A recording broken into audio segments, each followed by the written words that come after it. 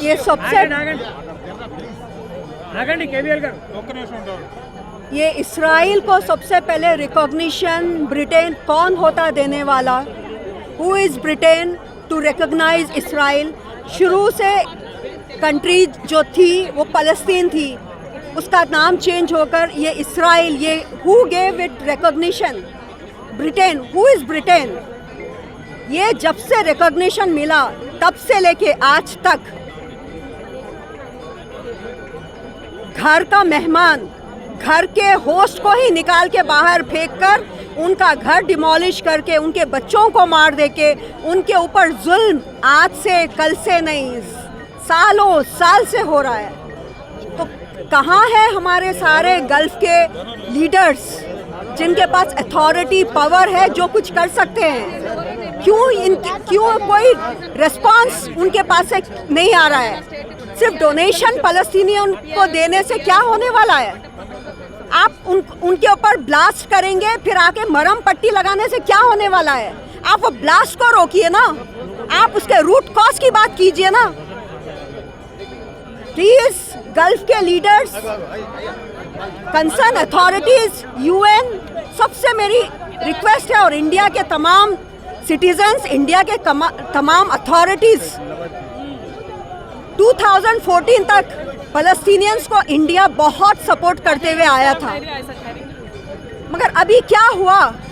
जो इंडिया खामोश बैठा हुआ है, India is fine with all the bombarding of Palestinians. It is very bad. जुल्म सहना गुनाह है, जुल्म करना गुनाह है। आज उनके साथ है, कल हमारे साथ होगा अगर हम आवाज़ नहीं उठाएंगे तो। Please everybody join us in this mission. And ये कैंडल लाइट मार्च सदियों से होते हुए आ रहा, अब हमको कुछ इसका सल्यूशन चाहिए। Thank you very much. Please join. मेरा नाम अफशान सलाम। आपका नाम और पार्टी में क्या पोस्ट है? और मैं वुमेन विंग कन्वीनर आम आदमी पार्टी की। आपका नाम? अफशान सलाम। ठीक है। दर्द रखने वाले ये प्रोग्राम को पार्टिसिपेट किया है, हम उनका तहे दिल से शुक्रिया अदा करते हैं। और एक इंसानियत का एक हमदर्दाना जो ये प्रोग्राम रखा है, इसके ऊपर हम शुक्रगुजार हैं। और साथ ही साथ पुलिस का भी शुक्रगुजार है जो कोऑपरेट करी है। थोड़ा बहुत डिस्टर्बेंस आया, फिर भी पुलिस का हम शुक्रगुजार है कि पुलिस कोऑपरेट करी है।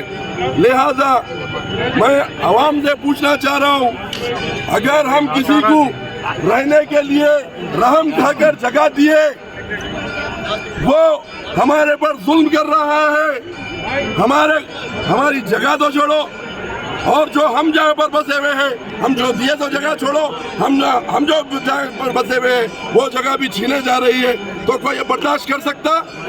हमारे सामने हमारी औलाद को मार दिया जा रहा, हम बर्दाश्त कर सकते हैं? अगर हमारे औरतों पर बमबारी हो रही है, हमारे घर उजाड़ दिया जा रहे हैं, हम बर्दाश्त कर सकते हैं? लिहाजा मैं हमारे पूरे 133 करोड़ अवाम, हिंदुस्तान की अवाम से गुजारिश करता हूँ कि सब रोड पे निकलो, सब फ़लस्तीन का साथ दो। 1947 से लेके 2014 तक हमारा मुल्क फ़लस्तीन के साथ रहा।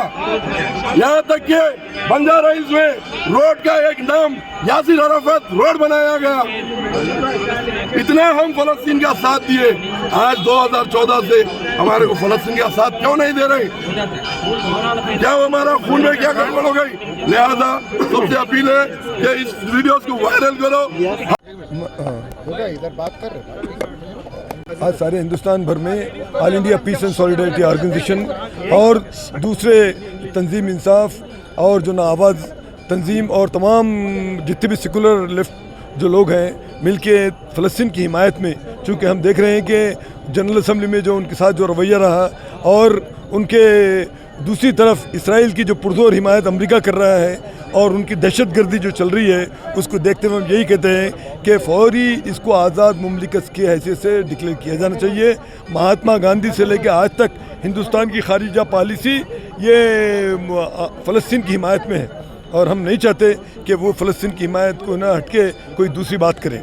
हम यही चाहते हैं कि फौरी जो है ना ईस्ट यरूशलेम को कैपिटल बना के पूरा इनके इसराइल की दहशतगर्दी ख़त्म होना, उनके अपने जितने भी इलाके जो छीन लिए गए उनको वापस करके जो उनको बिल्कुल एक अमन शांति से ज़िंदगी गुजारने का मौका मिले।